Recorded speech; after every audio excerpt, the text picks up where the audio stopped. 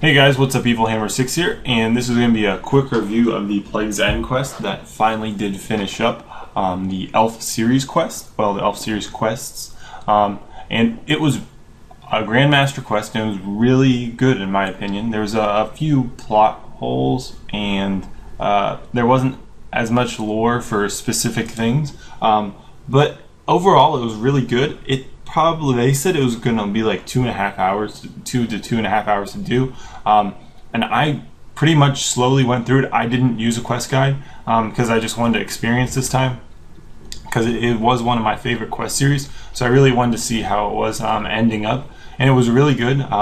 There was a lot of walking around and some dialogue that was just like, there's no need for it other than just being dialogue, which is how it was you know, back before they started making these newer Grandmaster quests where you can like just basically like click through everything and it's all straightforward. There was a lot of finding all the elders was basically like you on your own trying to basically find them. Unless you looked up on their website how to find them, there was very little details on how to find them, and like I was kept forgetting things. Like I went to do the person that has the exoskeleton, which is the smithing elder, and I didn't bring a rune bar.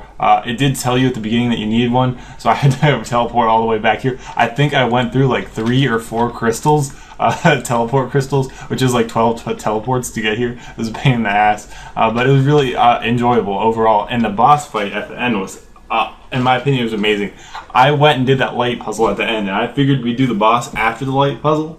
So obviously this is a spoiler for you people that are listening now. And after I activated that 3rd crystal, he pops up. I'm like, shit! I had absolutely no food. I think I had my maul still, because there's the small little combat in the middle of the quest that you need to kill the Death Guard at Ardoin. But I definitely didn't have any gear at all. I still had my Mourner's gear on, and I died. I was like, oh crap! I gotta restart that part. So that was a great surprise, and the way they introduced that into the boss fight and the light puzzle at the same time, it was really interesting. And the light puzzle wasn't too annoying. I wasn't a big fan of those before, but it was easy enough to not be annoying. It was really interesting because they switched it in with the boss, so it was really awesome. That the one thing I do have to say is it ended fairly early. I actually honestly thought it was going to be longer than it was. It didn't take me as long as I expected. I expected it to be more along the lines of, ROTS, which it wasn't, so that was kind of disappointing in my opinion. It could have been longer, and I still would have been interested in doing it. So what it did was it gave 500,000 experience and 10 skills: agility, crafting, construction, dungeoneering, herblore, mining, ranged, prayer, summoning, and woodcutting. And most of those I didn't need except for a few, but I took it anyway. It's a great, especially because you only need level 70 to do this quest, I believe, and all those skills. Or 75, I'm sorry, 75. And they can be boosted. So if you have 75 and all those skills, and the boss is fairly easy, he wasn't that hard. Basically, they just took a magic and I soul splitted him. It was just you can't get stuck in the little clouds. So the boss could have had a couple more tweaks to him to make him a tad bit harder, since it was a Grandmaster quest, but I'm not complaining. So the great chunk of experience, and then you got the Tarhanian, I don't know how to say that, exoskeleton armor, which is for thieving, which is just overpowered. Hopefully they're going to nerf it a little bit, at least.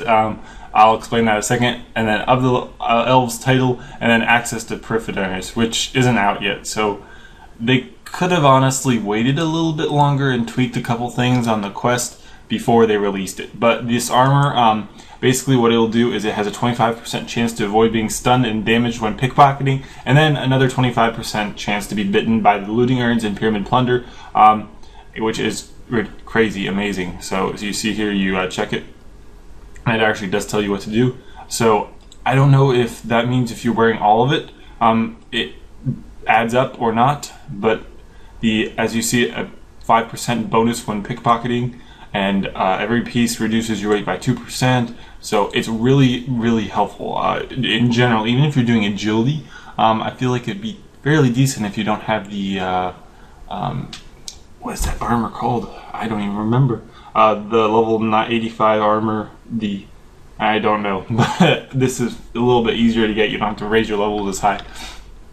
So it's really great. So if you want to do the quest, I definitely recommend it. Also, you get your 2 treasure hunter keys and stuff, but that's not that big of a deal. So overall, I really did enjoy this quest. It was really nice. The boss could have been a little bit harder. The quest could have been a little bit longer, but other than that, it was overall amazing. And the graphical rework they did on these elves is beyond stunning in my opinion. I do love it. It's amazing. They're so detailed, and it doesn't look fake like a lot of the other monsters and stuff they released that I'm not a big fan of. They look really realistic and not cartoony. Just enough detail to them that they're perfect. So I hope you guys enjoyed the quest.